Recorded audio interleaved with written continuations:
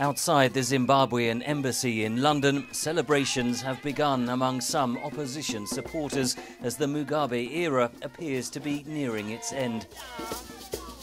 We really appreciate what he had done before, but unfortunately, he couldn't make a good move when he was supposed to step down. He should have stepped down long time ago. Instead, Robert Mugabe has clung to power for close to 4 decades, routinely crushing political dissent.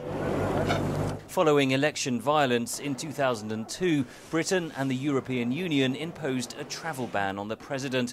His apparent ouster should be treated with caution, argues analyst Nick Branson of the Africa Research Institute.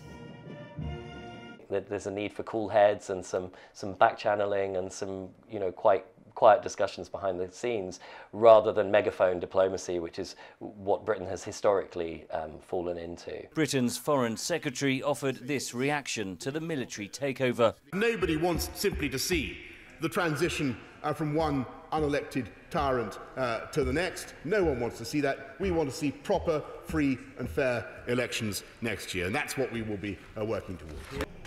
Restraint was urged by the European Union. The fundamental rights of all the citizens need to be respected and the constitutional order and democratic governance to be upheld. Veterans of Zimbabwe's struggle for independence remain the driving force within the ruling Zanu-PF. Among them, former Vice President Emmerson Mnangagwa, viewed as heir apparent until his firing last week by President Mugabe.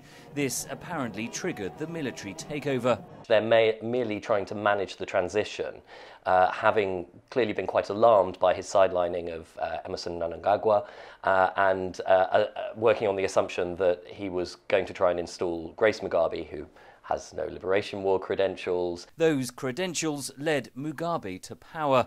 Now fellow veterans have decided his time is up. Henry Ridgewell for VOA News, London.